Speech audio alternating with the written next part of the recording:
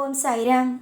என் அன்பு செல்லமே, என்னுடைய அழகான தங்கமே, உன்னால் வெளியில் சொல்லக்கூட முடியாத அளவுக்கு வழி வேதனைகளோடு வாழ்க்கையை நீ வாழ்ந்து கொண்டு இருக்கிறாய்.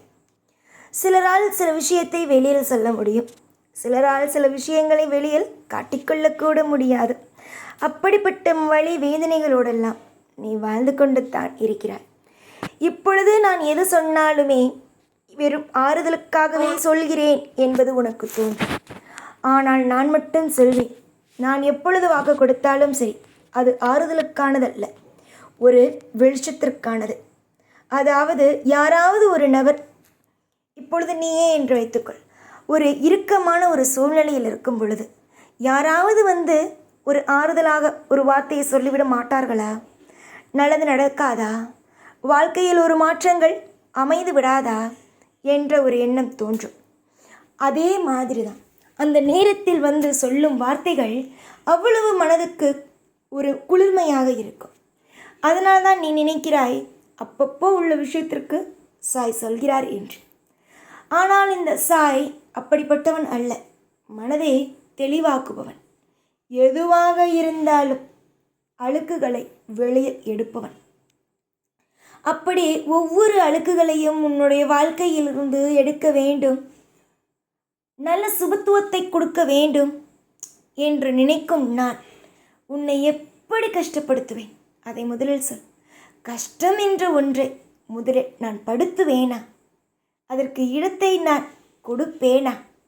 சாய்க்கு தெரியாதா தன்னுடைய பிள்ளை கஷ்டத்தை கொடுத்தாள் தாங்குவாளா, தாங்க மாட்டாளா, அடுத்த கட்டத்திற்குள் அழைத்து செல்ல முடியுமா, கஷ்டத்தோடும் வேதனையோடு கொடுத்தால் ஒரு நிம்மதியை வாழ்க்கையில் ஒரு கொடுக்க முடியுமா என்பது எல்லாமும் தெரியும். எல்லா விஷயத்தையும் அறிந்து தெரிந்து ஒவ்வொரு நாளும் ஒவ்வொரு நிமிஷமும் ஒவ்வொரு கட்டத்தையும் இனிமையானதாகவே மாற்றுகிறேன். ஒவ்வொரு நாளும் எப்படியெல்லாம் உன் வாழ்க்கையில் சில நல்ல விஷயங்களை அமைத்து தர வேண்டும் என்பதையெல்லாம் நான் ஒவ்வொரு நாளும் முடிவுகளை செய்து கொண்டே இருக்கிறேன். சில நேரத்தில் வாழ்க்கையை வெறுப்பது போல இருக்கும். அந்த நேரத்தில் என்னை நினைத்துக்கொள்.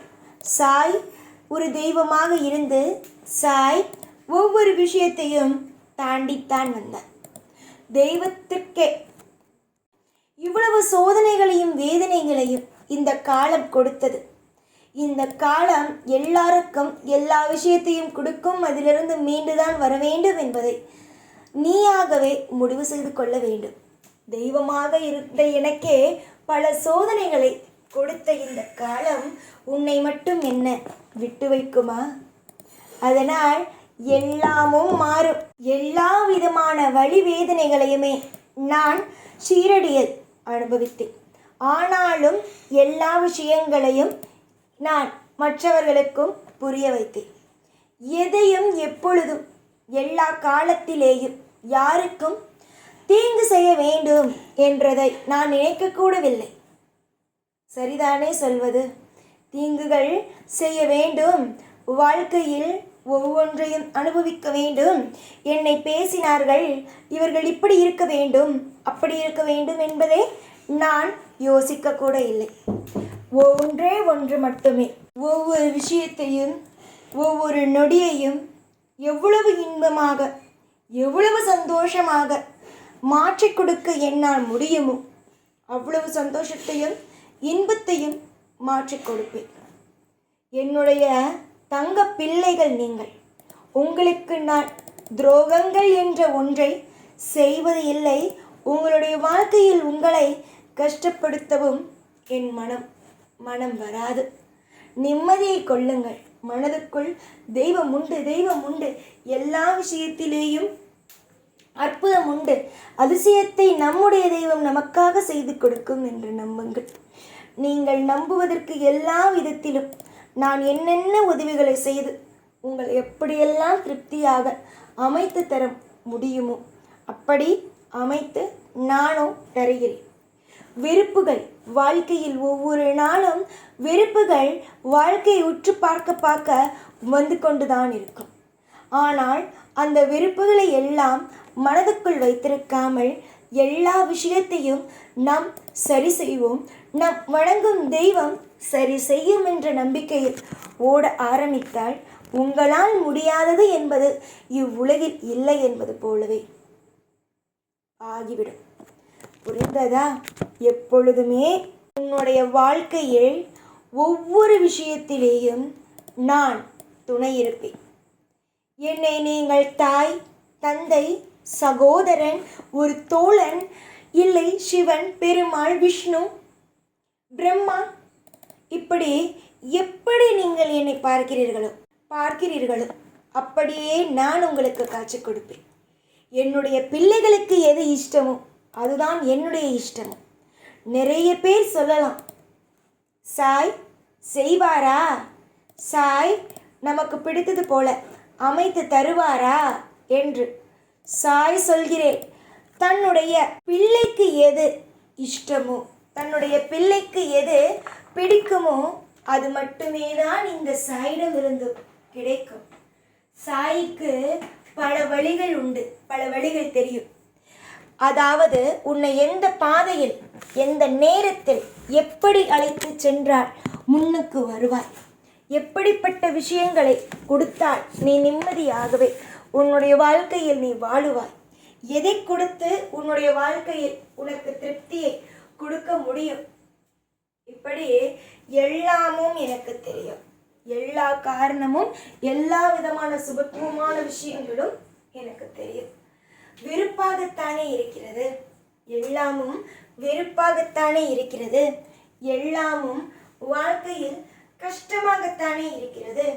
கஷ்டங்கள், நஷ்டங்கள் அனைத்தும் உன்னுடைய வாழ்க்கையில் இருந்து போய் உன்னுடைய வாழ்க்கையில் ஒவ்வொரு விஷயமும் வழி நிறைந்ததாகவே இருக்கிறதா? வழி இல்லாமல் நான் ஆக்குகிறேன். வழி இல்லாமல் உன்னுடைய வாழ்க்கையில் சந்தோஷத்திலேயே உன்னை வாழ வைத்து ஒவ்வொரு நாளும் இன்பத்திலேயே வாழ வைக்கிறேன். இதுவே என்னுடைய ஆசை, இதுவே என்னுடைய முடிவாகும். இதில் எந்த ஒரு சிறிய மாற்றமும், சிறிய குழப்பமும், சிறிய விஷயமும், தவறாக நடப்பதும் எதுவுமே கிடையாது.